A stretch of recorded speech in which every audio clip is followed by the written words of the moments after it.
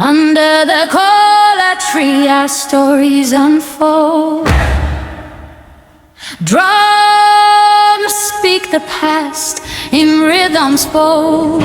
Did you know that Egwu Ọnwa, Moonlight dance, under the Igbo traditional society, was the heartbeat of the village social life, entertainment, and oral education?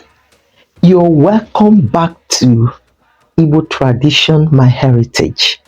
And today I will be discussing a very interesting Igbo culture, Egwu Ọnwa, Moonlight dance.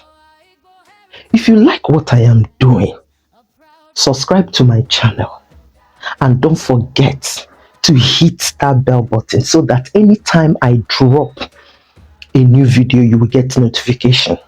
Also, don't forget to like, comment, and share my videos so that others can see what I am doing here. Thank you. Egwu Ọnwa, Moonlight dance. Like I said at the beginning of this program, that Egwu Ọnwa is the heartbeat of the village social life, entertainment, and oral education. Just imagine an era where there was no electricity, no smartphones, no radios, no televisions. People retired to their respective homes from their farms and markets at sunset, lit up oil lamps, and retired to bed. And then came that special time in a month when the moon appeared in its full glory, lit up all the bush paths, market square, village square, all the compounds, everywhere lit up by nature, light from nature, the moon. Then the sound of ekwe, the wooden split drum, summoned the women, the men, the maidens, the young men to the village square for Egwu Ọnwa. When the villagers have gathered, when they had gathered at the village square for the variety nights, what started first on the program was folklore by an elder or a professional storyteller. Remember, I said Egwu Ọnwa was the village social, the heartbeat of the village social life, entertainment, and oral education.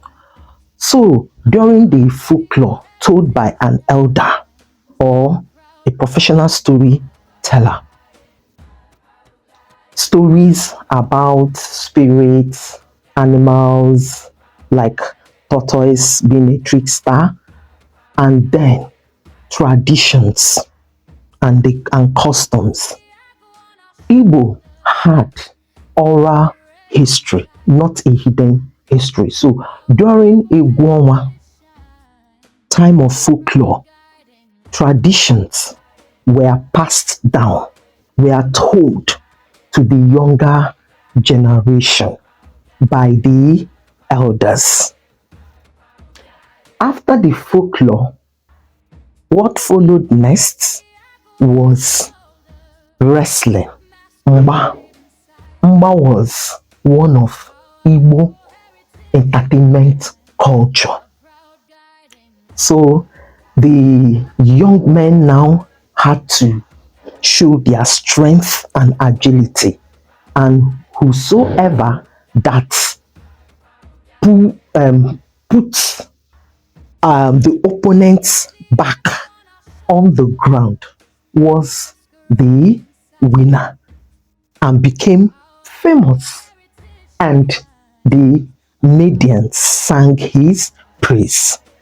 Then, after the wrestling was the Egwu Ọnwa maidens in their age groups, and young men also in their age groups came out and danced.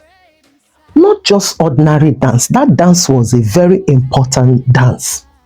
It was a dance that was used to put in line the villagers, because in such dance it was said that it was used a part. There's a part that was a satire that was used to mock anyone that did not live up to expectation in the community, or someone greedy, someone dishonest. Such a person was mocked during such dance, and those that did well that month, they were praised.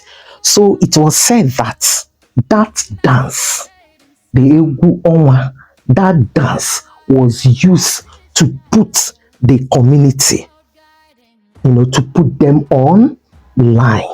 Egwu Ọnwa still remains the ultimate pre-colonial Igbo community life, when entertainment had no screens, education had no classrooms, but the community was still bound together by just the moonlight. Egwu Ọnwa brought stability and connection in the community. It's quite unfortunate we don't have such now, because the era we live now is the era of high tech. Yes, advanced technology. So people have smartphones, televisions, radios, computer games, and all that.